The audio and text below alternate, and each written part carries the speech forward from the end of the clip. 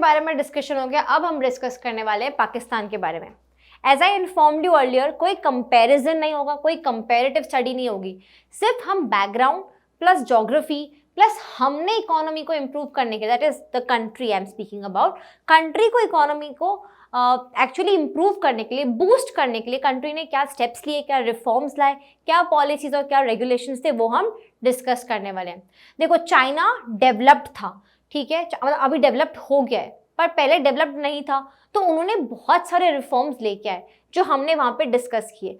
Similarly Pakistan भी क्या था, अभी अभी फ्रेश इंडिपेंडेंस मिला पाकिस्तान को 1947 में, तो इसके बाद में पाकिस्तान की हिस्ट्री क्या है, तो हिस्ट्री तो कुछ नहीं थी, Pakistan was a part of India, ठीक है, तो इसके बाद में अलग हो गए दोनों नेशंस। अब यहाँ से आगे पाकिस्तान ने क्या इंप्रूवमेंट किया, क्या रिफॉर्म्स लाए, वो हम डिस्कस करने वाले हैं। Historical background, Pakistan officially the Islamic Republic of Pakistan gained independence on 14th August 1947. In 1971, a civil war in East Pakistan resulted in the independence of Bangladesh too. क्या हो गया था कि इंडिया के दो साइड्स पे पाकिस्तान बट गया था, थोड़ा इस साइड और बांग्लादेश जो इस साइड है।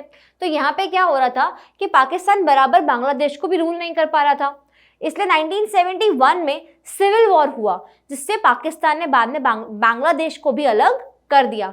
तो अब क्या हुआ, इंडिया इतना बड़ा था तो इंडिया बना, फिर उसमें से पाकिस्तान और बांग्लादेश भी बाद में अलग हो गया, तो अब ये 3 डिफरेंट कंट्रीज बन गई।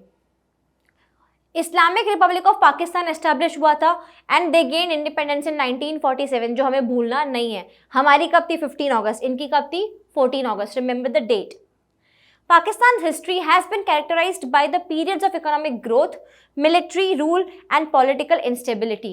That means यहाँ पे क्या बोला जा रहा है कि क्या क्या इकोनॉमिक ग्रोथ हुई, क्योंकि देखो हिस्ट्री एज सच कुछ नहीं है, it was a part of India, Bharat पहले एक ही था, right, so it was a part of India.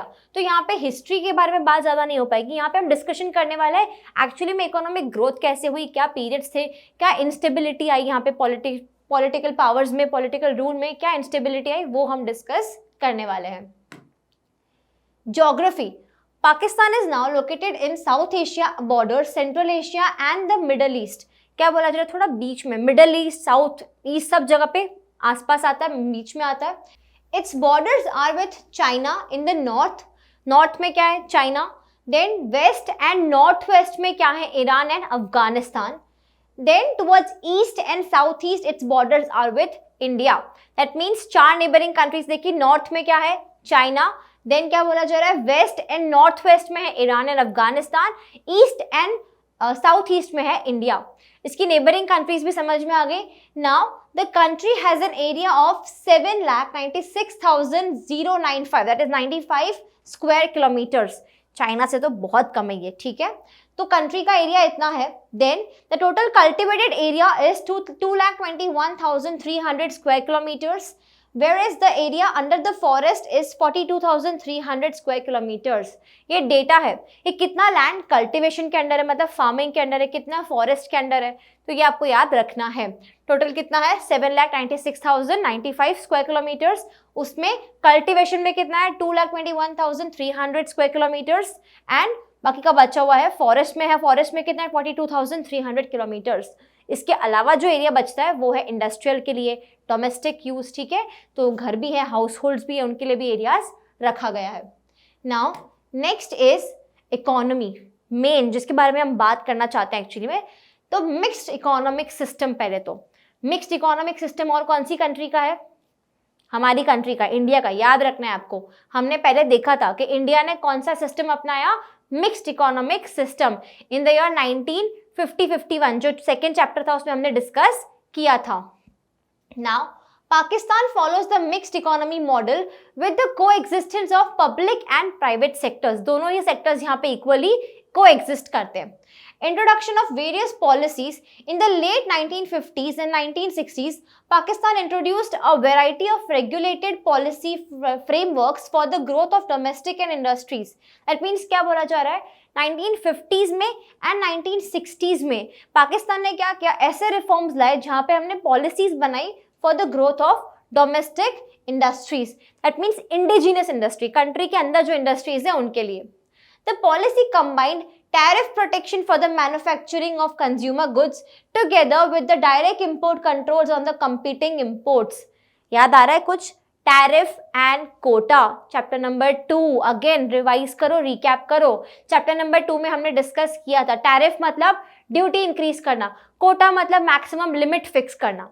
तो पाकिस्तान ने भी इंडिया जैसी ही कुछ पॉलिसीज अपनाई. तो यहाँ पे इन्होंने क्या किया? टैरिफ प्रोटेक्शन स्टार्ट किया मैन्युफैक्चरिंग गुड्स के लिए. ठीक है, जो हमने भी किया था. हमने क्या किया था? हमने भी यही किया था ना. हमने टैरिफ लगाया. टैरिफ मतलब अगर आप कुछ इंपोर्ट कर रहे हो तो आपको बहुत हाई ड्यूटी पे करनी पड़ेगी.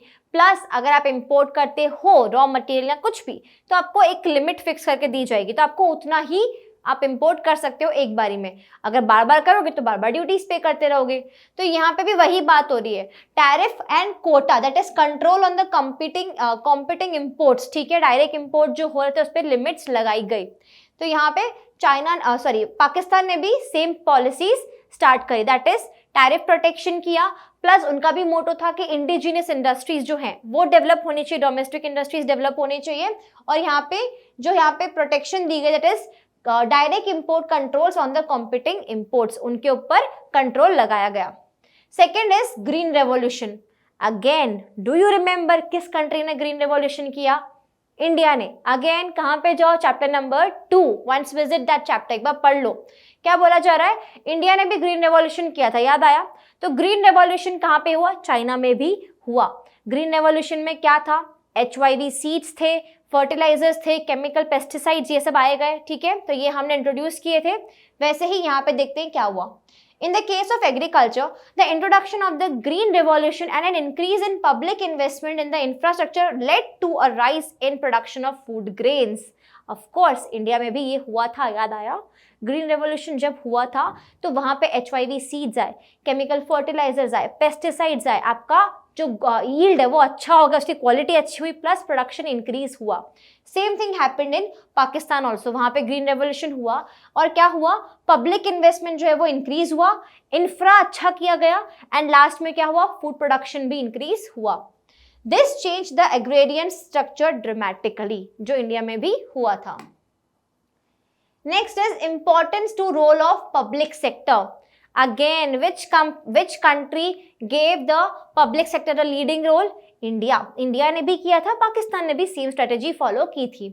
मैं इसीलिए बोलूँ so that you can correlate कि इंडिया और पाकिस्तान ने ऑलमोस्ट सेम स्ट्रेटेजीज अपनाई थी. तो वही हम बस रिकैप ले रहे छोटा सा कि दोनों कंट्रीज ऑलमोस्ट सिमिलर चल रही थी. In the early 1970s, the nationalization of capital goods industries took place. Capital good industries आए, ठीक है, 1970s में. और यहाँ पे क्या हुआ? पब्लिक सेक्टर को अच्छा रोल दिया गया, लीडिंग रोल उनको दिया गया. Now importance to the role of private sector. बाद में क्या हुआ था? इंडिया ने भी किया था, प्राइवेट सेक्टर को रोल दिया था, बट 1991 में NEP के बाद. यहाँ पे क्या हुआ? In the late 1970s there was a shift in government policy when it adopted the policy of denationalization. The government encouraged the private sector and also offered various incentives to them. All this created a conducive climate for new investments. India ने ये चीज़ बहुत late की थी 1991 में, जब हम already economic crisis face कर चुके थे. उसके बाद हमने जाके क्या किया? NEP पॉलिसी लाया. उसके बाद हमने क्या किया? प्राइवेट सेक्टर को रोल दिया. हमने प्राइवेट सेक्टर को रोल बहुत ही लेट दिया 1991 में, लेकिन पाकिस्तान ने थोड़ा जल्दी क्या? लेट 1970s में उन्होंने ये पाकिस्तान को रियलाइज हुआ कि भाई हमें डीनेशनलाइजेशन कर लेना चाहिए और प्राइवेट सेक्टर को रोल हैंडओवर कर देना चाहिए.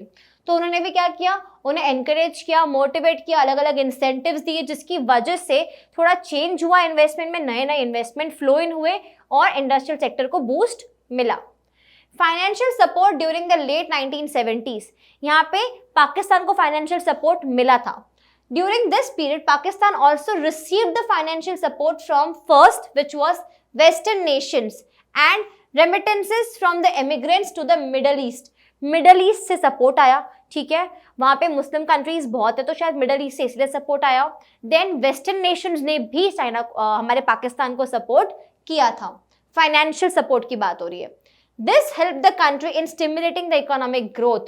Reforms, that is 1988 में reforms were initiated in the country और reforms लाए गए थे. तो यहाँ पे हमने डिस्कस किया कि तो पाकिस्तान ने भी क्या किया, मिक्स्ड इकोनॉमी लाया। देन उन्होंने भी क्या किया, पब्लिक सेक्टर को लीडिंग रोल दिया, उन्होंने भी इंडस्ट्रियल सेक्टर को बूस्ट करने की कोशिश करी, प्राइवेट सेक्टर को रोल दे दिया जल्दी से 1970s में, और उन्हें फाइनेंशियल सपोर्ट भी मिला लेट 1970s में।